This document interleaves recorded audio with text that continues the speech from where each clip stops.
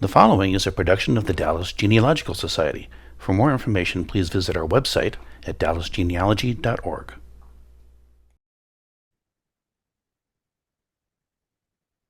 Better late than never, right? Thank you all very much for your patience. I do greatly appreciate that. And let me. Got it. Okay.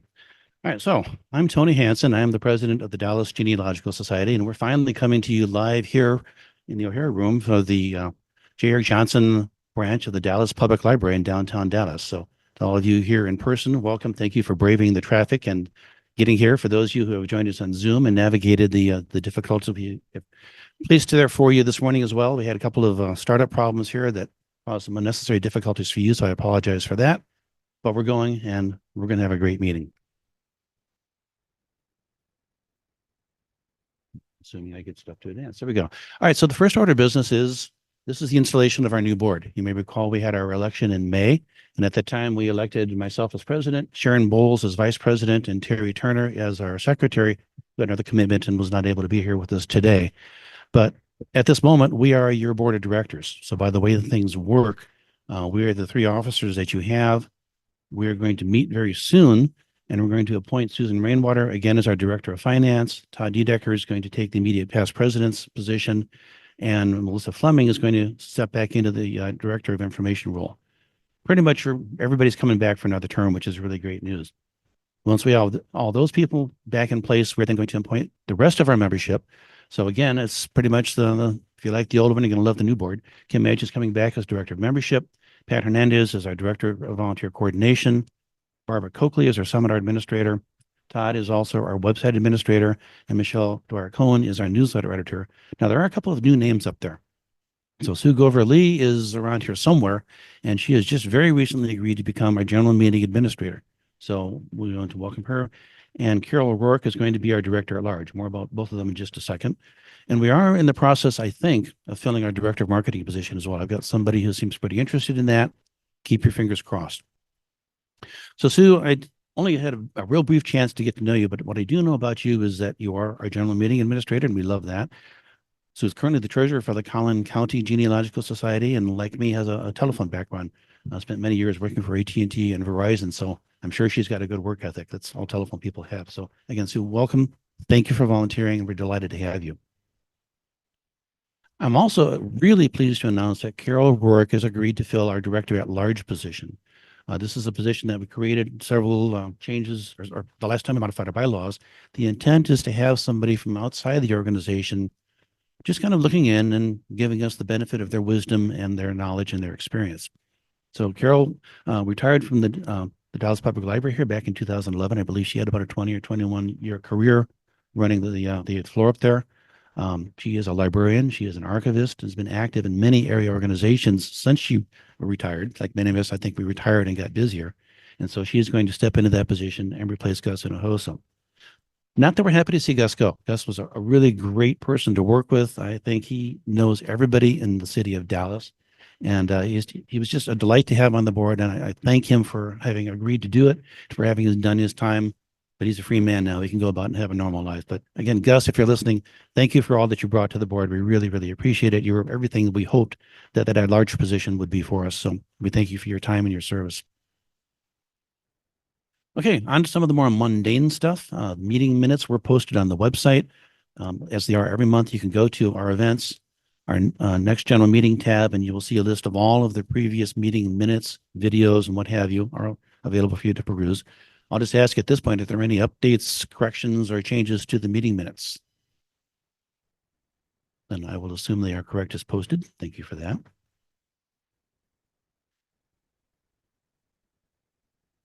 Financially, we're still in pretty good shape. We've got $100,000 sitting in some CDs that are earning us a pretty nice interest. We have a significant amount of money in our savings account, and then our checking account's kind of where we do our day-to-day stuff. And we have a total of $177,475.40 in the bank the last time we ran the numbers. So financially, we're in really good shape. Again, as I've explained before, that's a lot of money for an organization. It's not like we're trying to build up a huge cash pile. We're just waiting for the right things to come along to say, yeah, that's something we want to fund. That's something we want to purchase. So we let that money build up, and when the right thing comes along, we're more than happy to spend the money on it.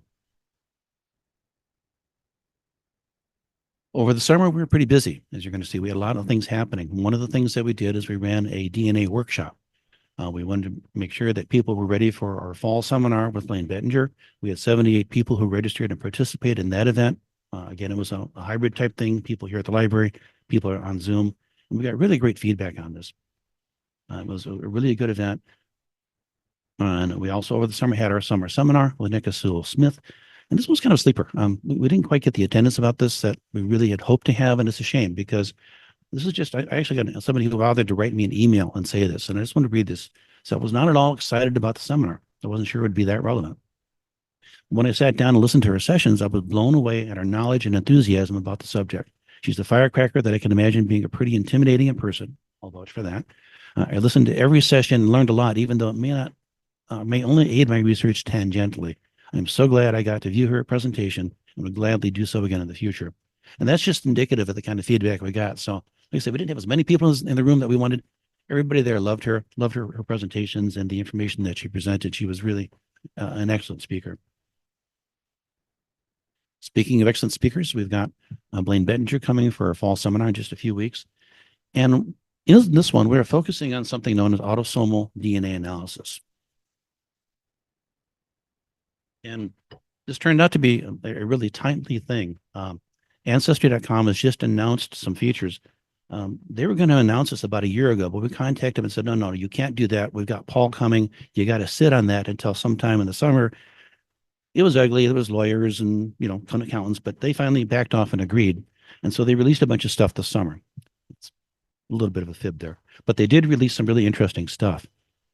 So if you're familiar with DNA ancestry, you know how frustrating it is to have matches like this. Now, here's a person, 46 centimeters are centimorgans.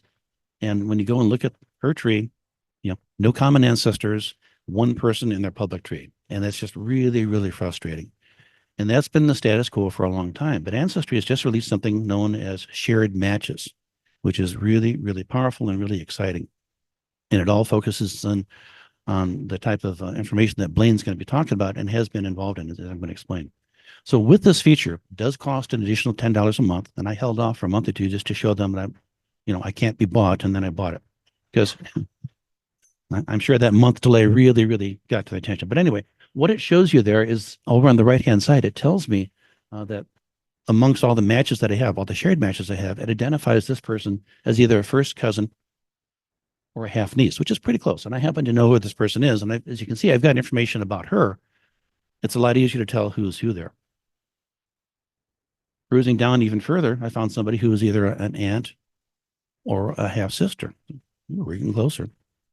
Dug in down some more. I found a sister, I found a father, and I found a daughter.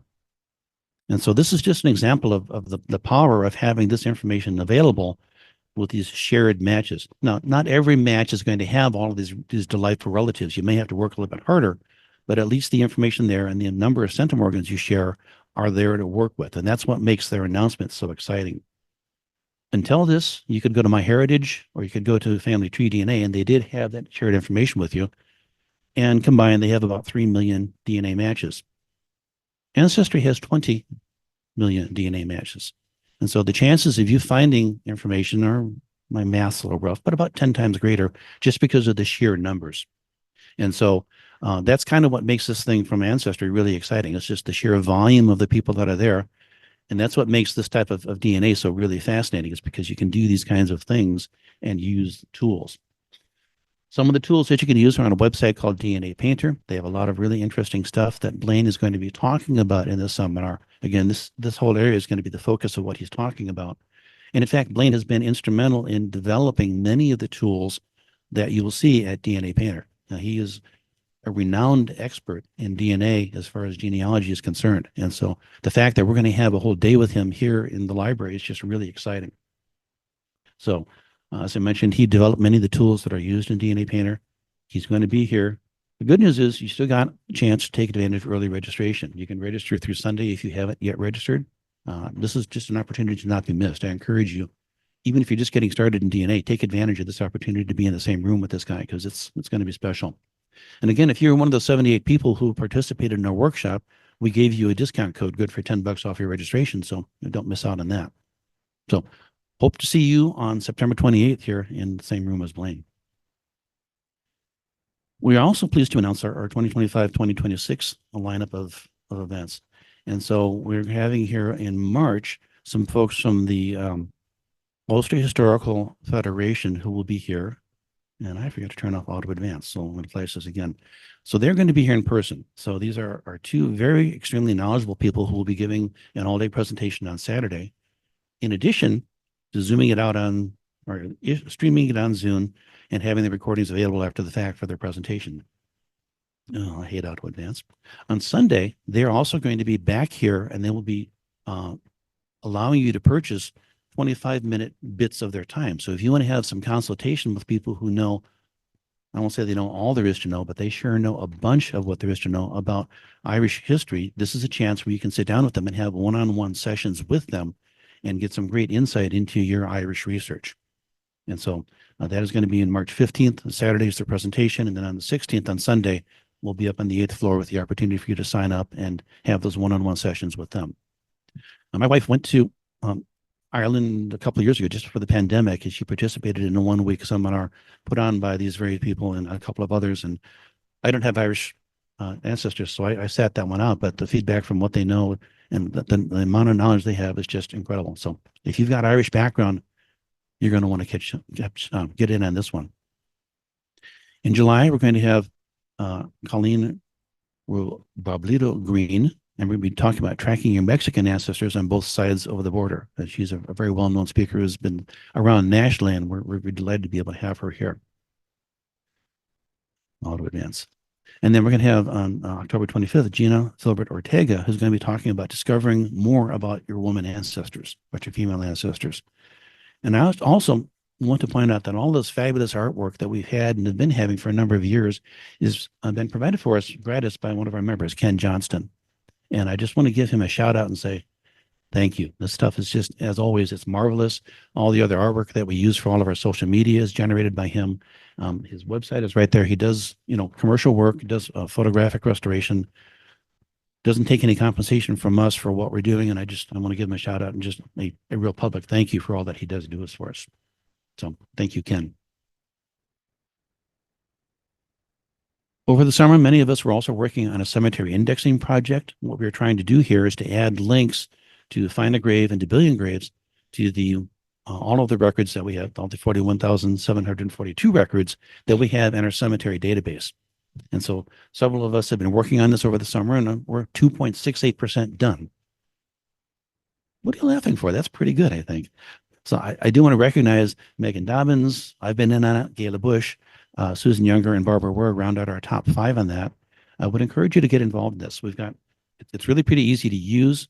If you go to our website, we've got some instructions going to get involved. There's a link to the 2024 Cemetery Indexing Project. And on that page, you'll find several videos that explain the project and how to do it.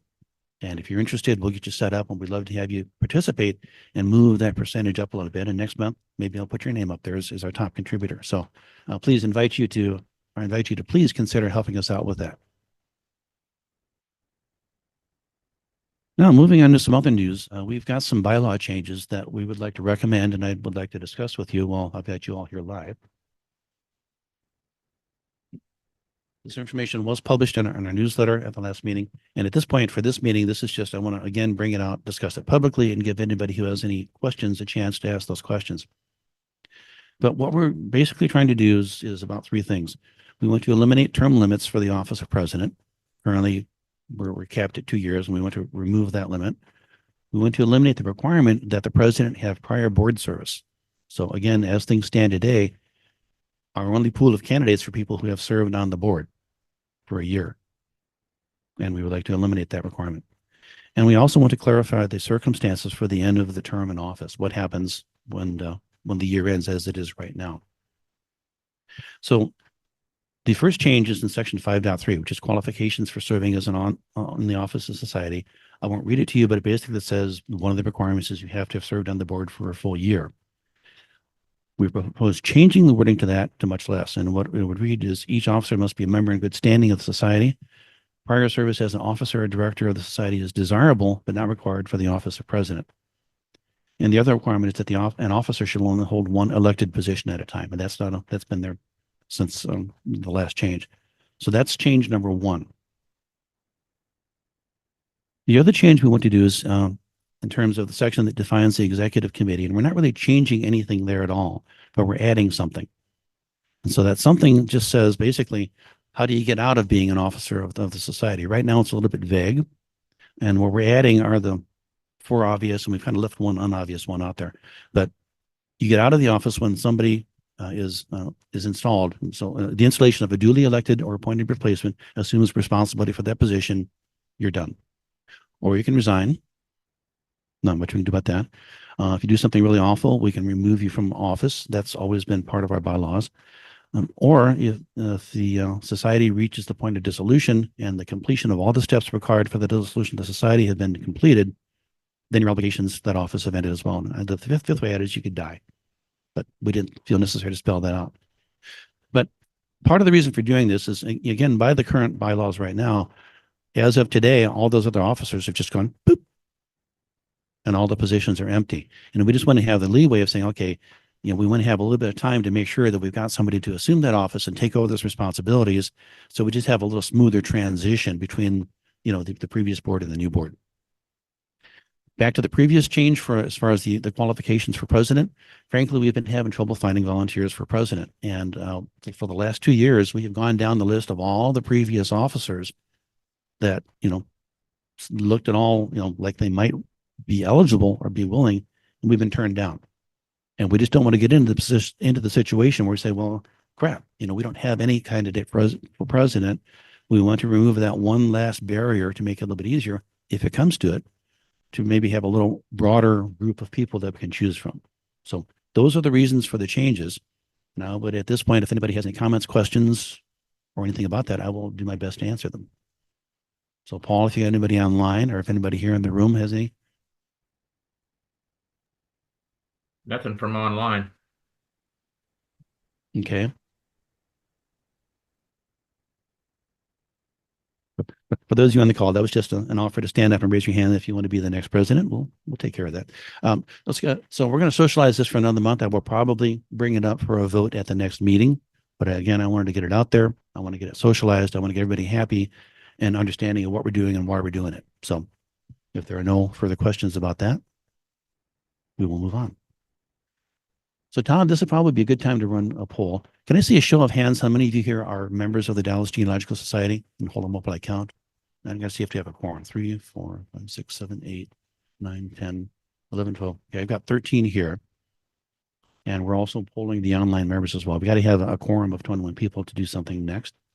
So while the online people are answering that, we'll talk about the budget. So we have a proposed 2024-2025 budget. It's not really much different than the previous year's budget. This is not much different. The big difference is that we've got a little more money in the income side of it. And the reason for that is primarily because of the fact that we've done a little bit better job with our investments. The CDs are giving us a little better yield. And so we're projecting to have a little bit more money in the income largely due to that. So on the income side, that's really the big difference. On the expense side, it's the big difference there is that we have anticipated more expense. As I'm going to talk about for the upcoming seminars, the great news is all of the speakers are going to be here in the library. They're all going to be live. But that means that we've got more travel and hotel and more time expenses. And so the budget is reflecting that. And so you see that our expenses are slightly higher than they were last year. And again, that's the primary reason for it. So how's the poll doing? Awesome. Okay, so we have a quorum. By our rules, we have to have 21 members present to take action. So I would ask, okay, on the other thing I want to point out to you, in the budget, we've pretty much maintained the same amount of donation set aside for the Dallas Public Library. So we've got about $12,000, $13,000 in the budget anticipated that we're going to use to gift the library with what they need and what they want. So that's consistent from last year as well. So what I would like to ask is if I could get a motion to approve this budget and a second to that, we can bring it up for a vote. And I'm sorry, and your name is? Elizabeth Freya. Okay, and you are a member of the society?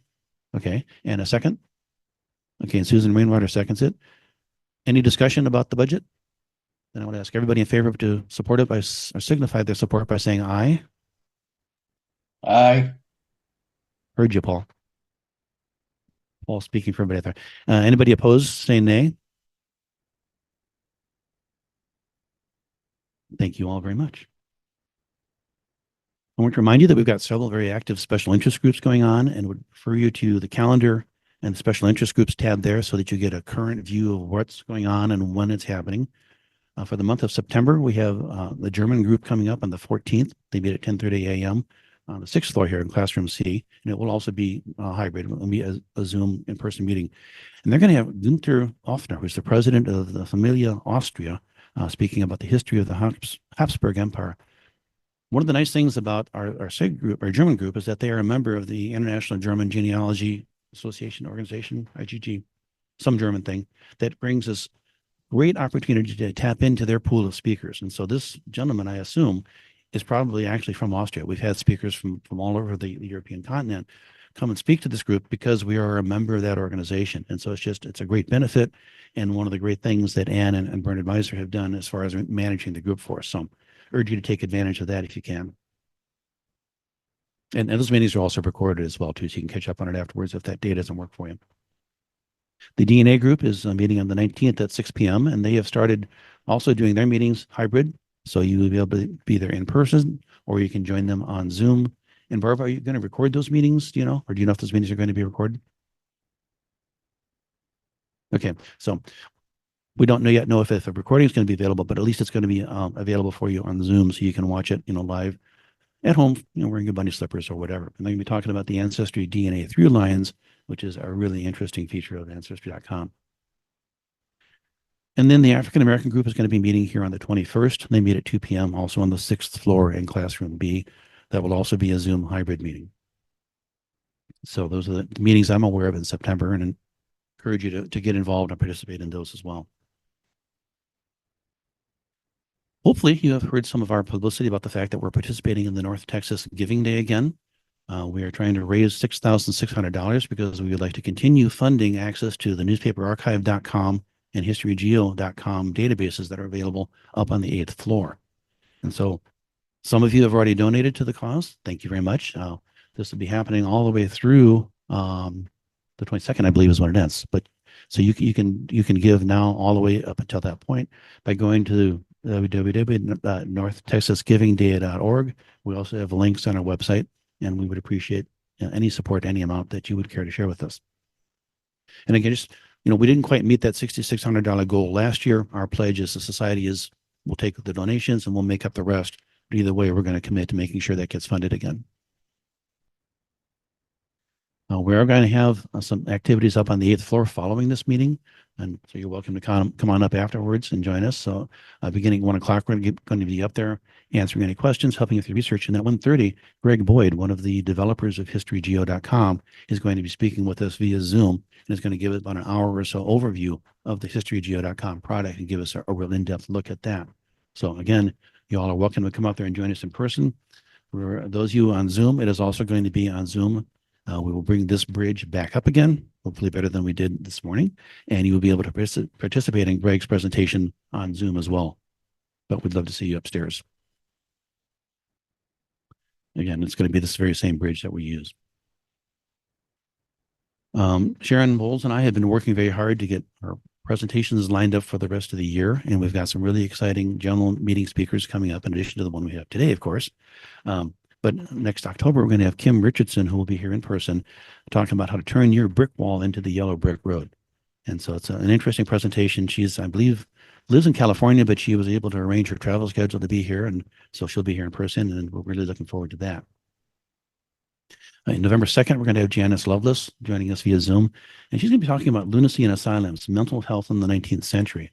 And it's a little before my great-grandmother, but my Norwegian great-grandmother actually died in an asylum in North Dakota. So it's a really interesting story, and particularly in the a bit earlier time, it's a really interesting research area. So I'm looking forward to hearing what she has to say. And then on December 7th, we're going to have John Slate, who is the Dallas City Archivist, and talking to us about the archives of the city of Dallas. And I'll reveal all the other ones at a later date. We've got some really good speakers coming up.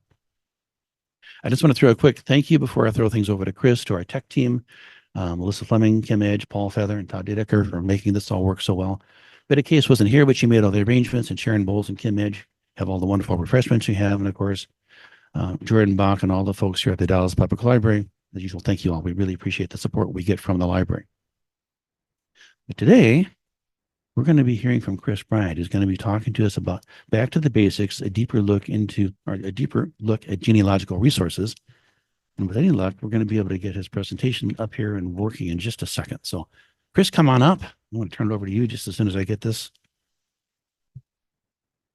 Oh, we're going to switch computers, aren't we? Okay. So we're actually going to swap out laptops here. This has been a production of the Dallas Genealogical Society. If you're already a member, thank you. Your fees have been supporting these and other society activities. If you're not yet a member, please consider joining now. Go to dallasgenealogy.org and click on the membership tab.